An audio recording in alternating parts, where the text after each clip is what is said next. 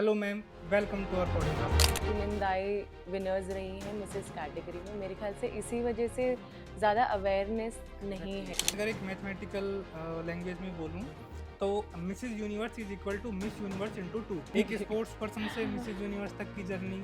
तो उसी तरीके से मेरा हमेशा से था कि मैं अपने देश के लिए कुछ करूँ। प्रॉब्लम्स आई, आपने उनको किस तरह से टैकल किया? प्रॉब्लम जो आपने अभी लिस्ट करी है वो सारी है।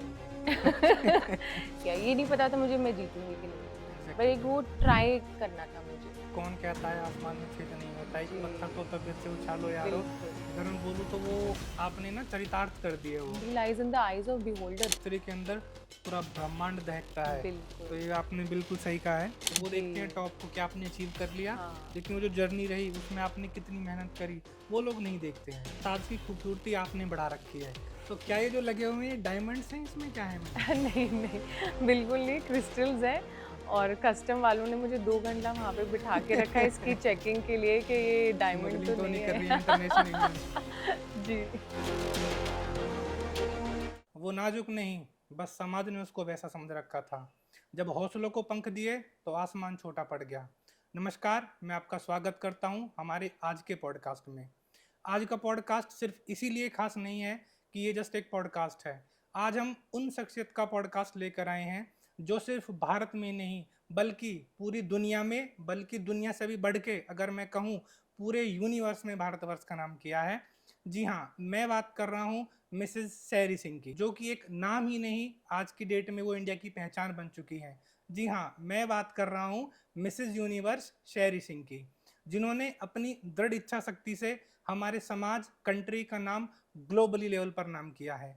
मैम वो एग्जाम्पल हैं विमेंस के लिए, जो कि अगर मैं बोलूँ कि विमेन एम्पावरमेंट पे सबसे सही बैठता है।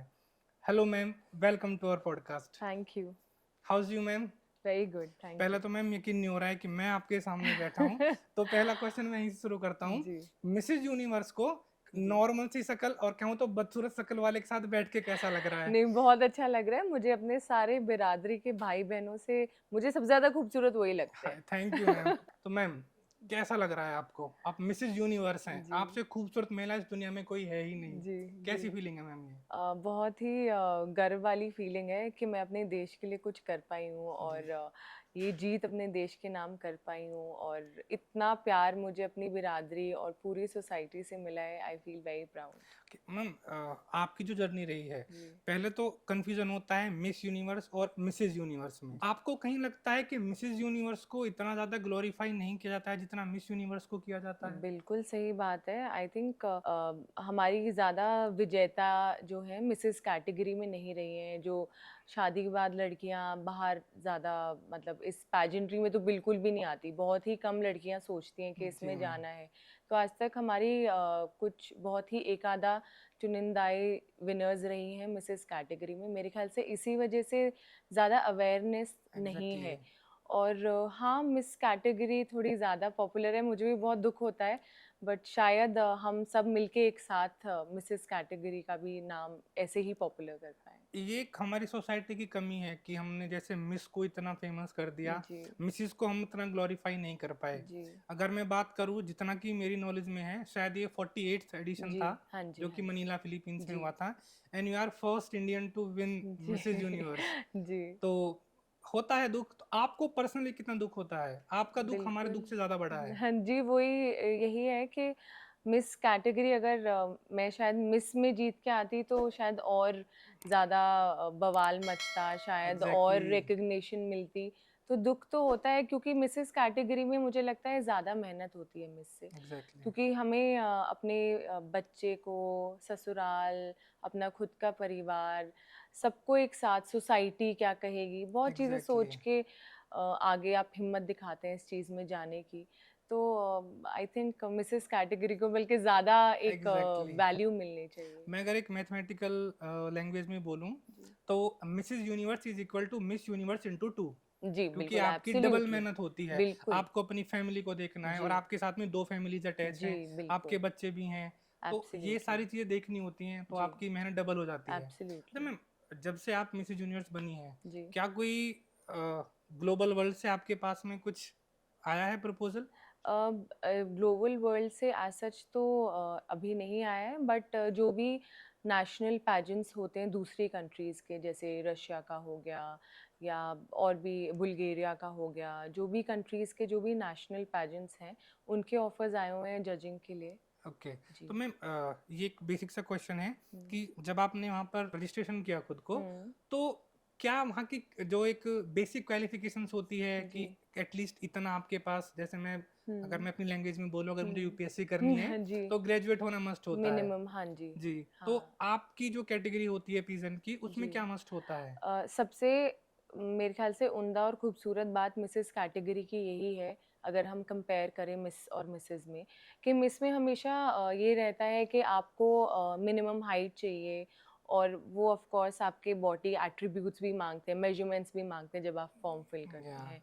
मगर मिसेस कैटेगरी में ना ही इसमें आपकी हाइट की ज़रूरत होती है, ना आपके वेट की, ना आपके फ़िज़िकल एट्रिब्यूट्स की, बस आप में वो जज़्बा होना चाहिए या अपना नाम और अपने देश और इन सब चीज़ों पे मेहनत करने के लिए, बस और कुछ नहीं चाहिए होता। सिंपली अगर मैं बात करूं कि आपने वहाँ पे जाके खुद को रजिस्टर्ड किया, हुँ। आप वहाँ गए, तो क्या कुछ एज का क्राइटेरिया होता है? देखिए मिसेज़ कैटेगरी में क्या होता है कि अलग-अलग पैजेंट्स बने हुए हैं। जो मिसेज़ यूनिवर्स है उसका एज क्राइटेरिया 45 तक है। मगर 45। मगर मिसेज़ कैटेगरी अगर हम और भी पैजेंट्स देखें, उसमें 45 प्लस के भी ऑप्शंस हैं। 65 एज ग्रुप तक के ऑप्शंस हैं। तो अगर आप करना चाहें इस एज में भी तो आप कर सकते हैं। ओके, आपने बहुत अच्छा संदेश दिया है कि आप किसी भी एज में जाके कर सकते हो, और एक जी। जो विमेंस हैं हमारी कंट्री की, उनको एक नया, अगर मैं बोलूं कि मोटिवेशन दिया है आपने उसमें जाने का। तो मैम, ये जर्नी आपकी स्टार्ट कैसे हुई? जहाँ तक मुझे पता है आप बास्केटबॉल में थी, एक जी। स्पोर्ट्स पर्सन से मिसेज यूनिवर्स तक की जर्नी। मैं जैसे बास्केटबॉल में थी और फिर मुझे लिगामेंट टेयर हुआ तो हमेशा हम चाहे किसी भी लेवल के प्लेयर हो हमें ऐसा लगता है जब भी हम स्पोर्ट्समैनशिप हमारे अंदर होती है तो हमें लगता है कि हम देश के लिए खेलना चाहते हैं एक दिन हम देश के एग्जैक्टली। लिए खेलेंगे कैसे खेलेंगे पता नहीं मगर एक सपना हाँ, रहता है जज्बा होता चाहे है। आप स्टेट लेवल खेल लो नेशनल लेवल खेल लो तो उसी तरीके से मेरा हमेशा से था कि मैं अपने देश के लिए कुछ करूं तो शायद भगवान ने ये तरीका एक दूसरा मेरे लिए बना दिया कि मैं इस तरीके से शायद देश का नाम रोशन कर पाऊँ। धीरे-धीरे मेरी एजुकेशन भी फ़ैशन में होने लगी, थोड़ा बहुत इंटरेस्ट फ़ैशन में चला गया, फिर पैजेंट के बारे में पढ़ने लग गई, तो उसमें थोड़ा-थोड़ा इंटरेस्ट डेवलप हो गया। मगर शादी के बाद एकदम ब्रेक, हर चीज़ पे, ओके। हर चीज़ पे ब्रेक लग गया था। बस एक दिन ऐसे मेरे मैं अपनी फ्रेंड के साथ बैठी हुई थी और वो जैसे सहेलियाँ एक-दूसरे की तारीफ़ नहीं करती रहती हैं, जी। "अरे! तू बड़ी सुंदर, मैं बड़ी सुंदर, हम दोनों बड़ी सुंदर।" तो वो मुझसे कहती, "हम अपनी फ़ोटोएँ जवानी की अपने पोते-पोतियों को दिखाएँगे और बोलेंगे कि देखो बच्चों हम कितने सुंदर कितने। थे।" तो एकदम से वो बोली, "हाँ, हम करेंगे तो ऐसा" मगर वो हमसे पूछेंगे, "आपने इतनी अच्छी पर्सनैलिटी का होने के बाद करा क्या? घर पे ही तो रहे, घर ही जी, सँभाला, इस चीज़ एग्जैक्टली। का क्या करा आपने?" तो उस दिन ये करीबन मेरी शादी के 5 साल बाद ये चीज़ फिर मेरे दिमाग में खटकी कि नहीं कुछ तो करना पड़ेगा। अब क्या करना है वो भी उस एग्जैक्टली। टाइम पे मुझे नहीं समझ आया था कि शायद ये तरीका होगा। मगर जो एक दोबारा से क्लिक हुआ अपने लिए कुछ करने का वो कुछ इस तरीके से हुआ। जो आपने क्राउन पहना हुआ है, जी। ये मिसेज यूनिवर्स का क्राउन है। हुँ। तो मैं इस क्राउन को ऐसे नहीं देख रहा हूँ कि मिसेज यूनिवर्स का क्राउन है, मैं इसको ऐसे देख रहा हूँ कि इस क्राउन को शैरी सिंह ने पहना हुआ है, तो इस क्राउन की वर्थ बढ़ गई है मैम। थैंक तो यू सो मच। मैम, आपकी जो एजुकेशन है वो फैशन में हुई, जी, फिर आप स्पोर्ट्स पर्सन भी रही, जी। धीरे धीरे गई, तो क्या कुछ कठिनाइयाँ तो आई होंगी आपके रास्ते में जरूर? फैमिली प्रेशर हो, चाहे सोशल प्रेशर हो, चाहे एक एक जो है ना पेट्रियार्कल सोसाइटी जो बिल्कुल, हमारी है, तो बिल्कुल। क्या कुछ प्रॉब्लम्स आई, आपने उनको किस तरह से टैकल किया? प्रॉब्लम जो आपने अभी लिस्ट करी है वो सारी आई। सारी A to Z patriarchal society की problem of course family background की problem of course political family से मैं हूँ और मैरिड भी उसमें हूँ। तो जब आप एक नॉन फैमिली से आते हैं तब और ज़्यादा प्रेशर होता है। जैसे हम देखते हैं कि अच्छा बहुत छोटे घरों की लड़कियों ने ये अचीव कर लिया, वो कर लिया। उन वो जब जीत जाती हैं उनको तब लोग जानते हैं, मगर जब आप ऐसे पॉलिटिकल बैकग्राउंड से आते हैं, लोग थोड़ा बहुत आपको ऑलरेडी जानते होते हैं, और एग्जैक्टली। फिर वो एक बहाना बन जाता है अपने मन में भी और घर वालों के मन में, अरे लोग क्या सोचेंगे, लोग क्या कहेंगे, वो ज़्यादा एक प्रेशर बन जाता है। वो ऑफ कोर्स मैंने फेस किया, मगर एक जैसे जिद ले ली थी मैंने, एक चीज ठान ली थी कि नहीं, एक बार ट्राई तो करना है। जी। मतलब वो एक, वो ना दिल में रह जाए कि अरे मैंने ट्राई भी नहीं किया, ये नहीं पता था मुझे मैं जीतूंगी कि नहीं जीतूंगी, बस एग्जैक्टली। एक वो ट्राई करना था मुझे, तो बस तो जैसे आपने लग बोला कि गई। पॉलिटिकल बैकग्राउंड से हैं, जी। मैं अगर आपके द लीजेंड ग्रेट ग्रैंडफादर की बात करूं, जी। मिस्टर भाटी जी, आपके फादर भी एमएलए रहे हैं, जी। आपके ससुर भी एमएलए रहे जी। हैं, मतलब यत्र तत्र सर्वत्र जहां भी देख रहे हैं आपके रिलेशन में जी। सारे पॉलिटिकल हैं। चाहे मैं उत्तराखंड के चैंपियन साहब जी। की बात करूं, जी। सभी पॉलिटिकल फैमिली जी। से हैं। जी। तो उसका कितना प्रेशर, स्पेशली सिर्फ पॉलिटिकल बैकग्राउंड का क्या प्रेशर था आपके ऊपर? वही यही कि लोग क्या कहेंगे, लोग क्या सोचेंगे। ऑनेस्टली मेरे पेरेंट्स, मेरे खुद के जो पेरेंट्स हैं, उनकी तरफ से कोई ऐसा प्रेशर नहीं था।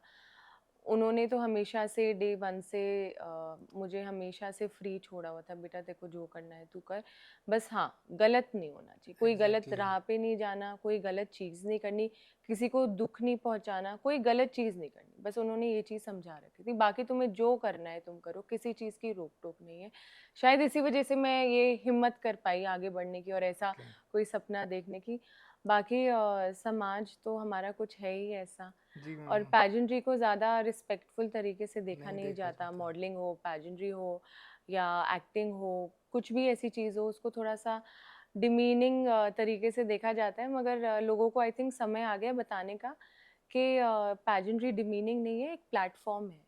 प्लेटफॉर्म है सोशल चेंजेस लाने का, और इसका सिर्फ ब्यूटी और इन सब चीज़ों से कोई लेना देना नहीं। एक प्लेटफॉर्म है।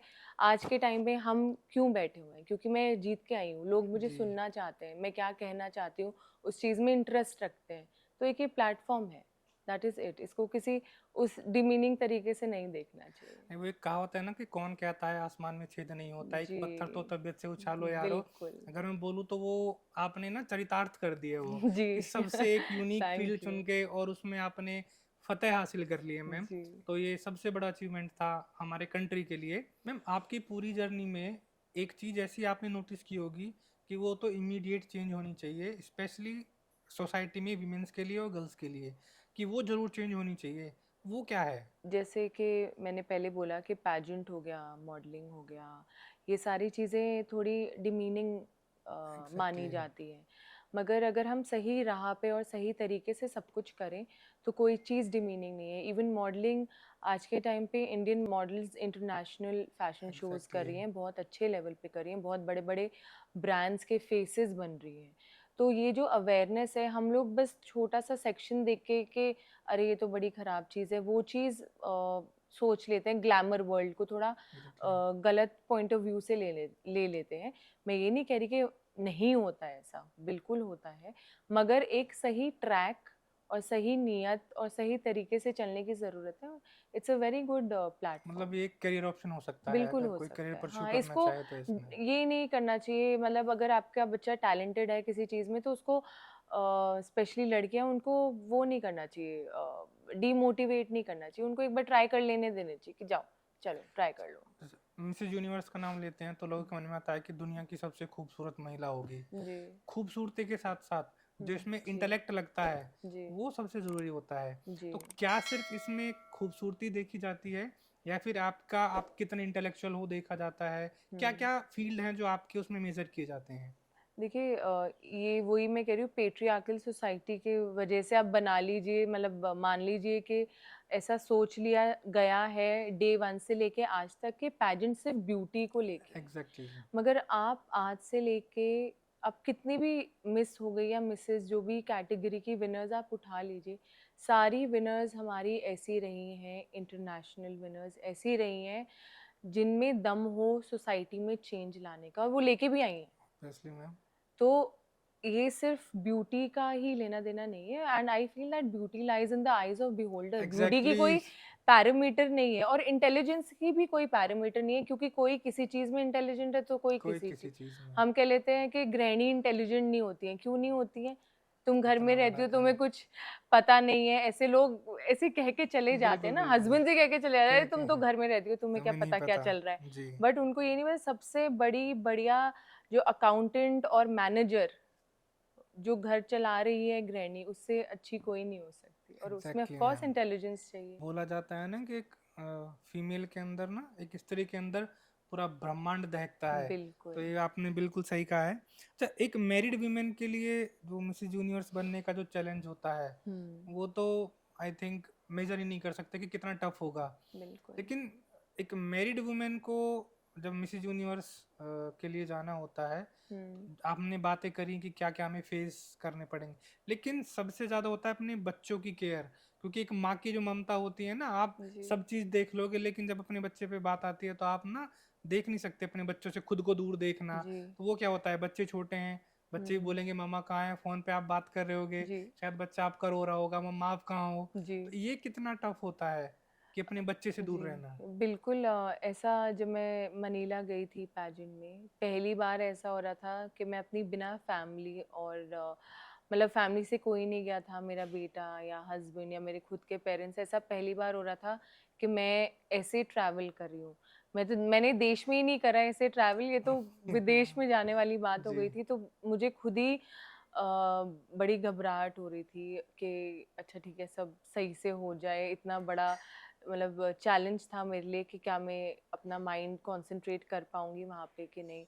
ऊपर से बेटे को ऑफ कोर्स आज तक हम लोग कहीं भी बाहर गए हैं, इवन मैं दिन में भी कहीं बाहर जाती हूँ उसको साथ लेके जाती हूँ, और सडनली उसको 10 दिन के लिए वैसे छोड़ना बड़ा ही हम्म। मुश्किल था। बट मेरा बेटा उसको मैंने पैजेंट्री, जब से मैंने तैयारी शुरू करी है, उसको पैजेंट्री के बारे में ना थोड़ा बहुत बताना और अवेयर करना शुरू कर दिया था। तो उसको समझ आ गया था, अच्छा माँ कुछ बड़ा करने जा रही है, तो उसने कुछ खास परेशान नहीं किया बल्कि सपोर्ट किया। जब भी फ़ोन पे बात करी तो हमेशा यही बात कि अच्छा माँ सब कुछ अच्छे से कर रहे हो ना, आप क्राउन लेके आना, आप क्राउन लेके आना। तो बहुत ही अच्छा सपोर्ट रहा। तो पूरी कंट्री के साथ बेटे की दुआएं, साथ की दुआ। जी। हमें विमेन एजुकेशन के बारे में आपका क्या हुँ, ख्याल है, जो हमारी कंट्री में विमेन की एजुकेशन हुँ। को लेके? अगर हम बात करें कि आज हम 21st सेंचुरी में हैं, जी। लेकिन विमेन एजुकेशन आज भी बहुत पीछे है, तो उसको लेके आपका क्या विचार है? हम लोग क्या है कि शहर में रहते हैं, एक बहुत ही छोटा सेक्टर है शहर।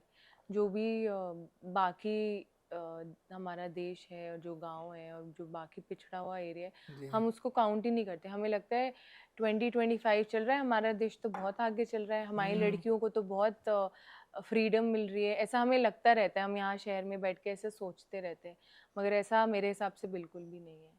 आज के टाइम पे भी लड़कियों को भेदभाव एजुकेशन में हो या किसी भी चीज़ में हो फेस करना पड़ता है। लड़कियों को पब्लिक स्कूल में भेजा जाता है सेम घर में, और लड़कों को प्राइवेट में, ये सोचकर कि लड़की के लिए तो हमें दहेज के पैसे बचाने हैं, इसकी पढ़ाई पे क्यों एग्जैक्टली लगाने मैम। हैं। और लड़का तो जॉब करेगा, अच्छी जॉब करेगा तो अच्छा दहेज मिलेगा। जी। ये चीज़ मतलब मैंने लाइव लोगों से ये चीज़ सुनी हुई है। जैसे मैं इंटरैक्ट करती हूँ, पूछती हूँ कि आपकी, मुझे बहुत इंटरेस्ट रहता है वुमेन जी। एजुकेशन को लेकर।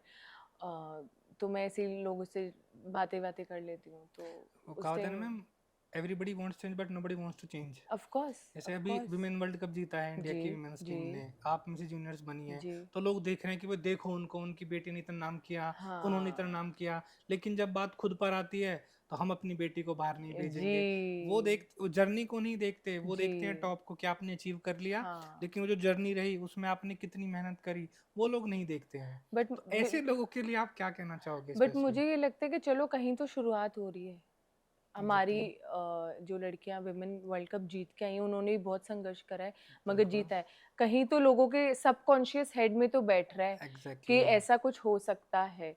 जैसे कि कहते हैं कि जीत तो जीत है, चाहे लड़का जीते या लड़की लड़की जीते, जीते। है ना। जीत तो जीत है, बट ये थोड़ा थोड़ा अगर ऐसे थोड़े थोड़े एग्जाम्पल सेट होते रहेंगे हमारे आसपास, तो मुझे लगता है कि सबकॉन्शियसली थोड़ी बहुत, इस जनरेशन में नहीं तो शायद अगली जनरेशन में कहीं ना कहीं तो चेंज जरूर आएगा।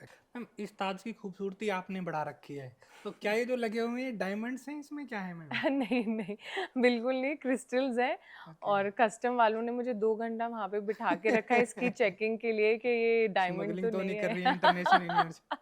जी। मैम जैसे आप मिस यूनिवर्स बनी है, तो क्या ऐसा पॉसिबल होता है कि आप दोबारा वहाँ पे जाके रजिस्टर्ड करें खुद को, सेकंड चांस मिले आपको मिस यूनिवर्स बनने का कुछ? नहीं, अगर आप विनर हैं तो आप नहीं कर सकते। ओके। अगर आप उनके टॉप 5 में रनर अप हैं आते तो आप हैं, कर सकते नहीं, हो। नहीं, तब भी नहीं कर सकते। अगर आप उनके टॉप 5 में हैं तो आप नहीं कर सकते हैं। और अगर आप उनके टॉप 25 में हैं या पार्टिसिपेंट है, फाइनलिस्ट हैं, तब आप कर सकते हैं। टॉप 5 के लिए नहीं होता है? नहीं, नहीं, टॉप 5 के लिए नहीं होता है। टॉप 5 को भी फिर कुछ मिलता होगा ऐसे, या फिर सिर्फ टॉप 5 नहीं, है नहीं, तो उनको वो रनर अप? प्रॉपर सैश, क्राउन सब कुछ प्रॉपर्ली वही चीज़ें मिलती हैं, बट डिफरेंट रहता है। सैश अलग रहता है, क्राउन छोटे रहते हैं उनके। तो आपके बाद जो सेकंड रनर अप थी वो कौन सी कंट्री से थी? वो थी मिसेस सेंट पीटर्सबर्ग। ओके। हाँ जी। तो आपसे की तो फ्रेंडशिप हो गई होगी?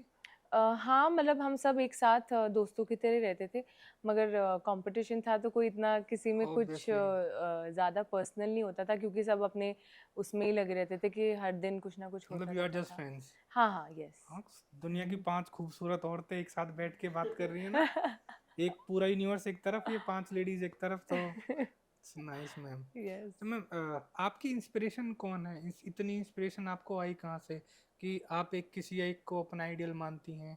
मेरे ख्याल से इंस्पिरेशन से ज़्यादा मैं कहूँगी कि जो बिलीव मेरे पेरेंट्स ने मुझ में दिखाया और उनका जो सपोर्ट रहा, वही मेरी इंस्पिरेशन थी कि तभी मैं इतनी हिम्मत कर पाई कुछ ऐसा डिफरेंट करने की और यूनिक करने की।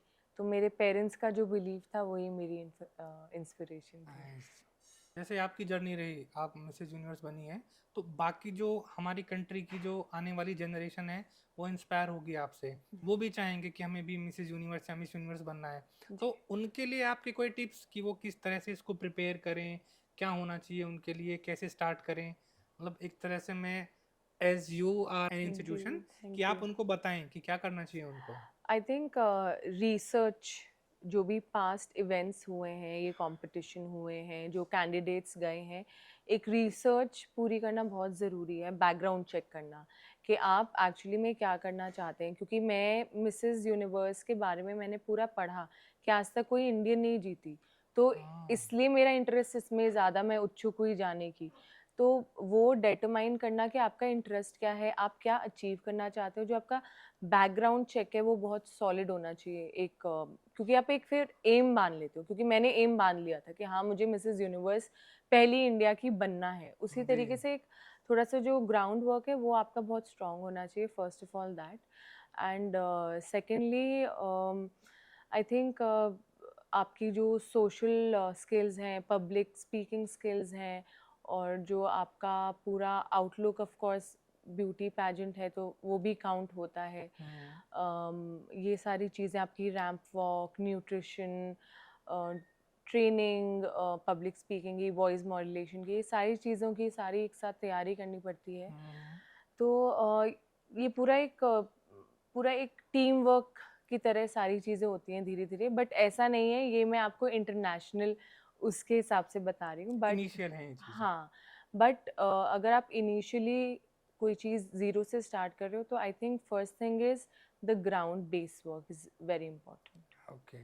तो फ्यूचर में मैं देख रहा हूँ कि मैम कोई एक ऐसा इंस्टीट्यूट या कुछ ऐसा एक इम्पोर्टेंट। कि बाकी लोगों को बिल्कुल, आई विश। राह दिखाने का। ओके। क्यों नहीं? ठीक है मैम, व्हाट डज इक्वेलिटी और फेमिनिज्म मीन्स टू यू? कितना ज़रूरी हो जाता है हुँ, जहाँ एक सोसाइटी ऐसी है कि आपने खुद बताया कि मिसेस यूनिवर्स और इतने अच्छे बैकग्राउंड से होते हुए जी, आपके साथ प्रॉब्लम्स आई, जी, तो जो बिल्कुल एक लोअर लेवल की बात करूँ मैं, हुँ, या एक बैकग्राउंड जिनका स्ट्रांग नहीं है, हुँ, रूरल बैकग्राउंड है, उनके लिए प्रॉब्लम आती है, जी, तो वहाँ पर इक्वेलिटी बहुत ज़रूरी हो जाती है, और एक जिसको बोलते हैं कि फेमिनिज्म भी ज़रूरी हो जाता है, जी। तो ये दोनों को आप कैसे देखते हो? मेरा मानना है कि जो बिल्डिंग ब्लॉक सोसाइटी की एक औरत होती है, और एग्जैक्टली। अगर वो एक एग्ज़ाम्पल सेट करने लग जाए हर एक घर में, सिर्फ करियर वाइज या मैं ये नहीं कहती कि उसका कुछ अचीव करना या उसको जाके जॉब ही जॉब करना है, इस तरीके से नहीं। वो एक से रखे अपनी फैमिली में। अगर 4 फैमिली मेंबर्स हैं, हस्बैंड, वाइफ, बच्चे, तो एक औरत का अगर से होगा, I think that also makes a lot of change in the family, in the mentality of the new generation. जैसे मेरे एग्जाम्पल में मैं और मेरे husband we work as partners. अगर मैं घर पे किसी चीज़ के लिए अवेलेबल नहीं हूँ तो मेरे हस्बैंड होते हैं, मेरे हस्बैंड नहीं हैं तो मैं होती हूँ। तो एक ये पार्टनरशिप की बहुत ज़रूरत होती है, इक्वालिटी की जहाँ बात आती है। और दूसरी बात, फेमिनिज्म मेरे हिसाब से it is not that women need to fight for it, it is that men, आदमियों को, औरतों को आगे बढ़ते हुए सपोर्ट करना चाहिए, उनको ऊपर चढ़ते हुए देखकर खुश होना चाहिए। ये चीज़ मेरे ख्याल से फेमिनिज्म मेरे लिए फॉल करता है।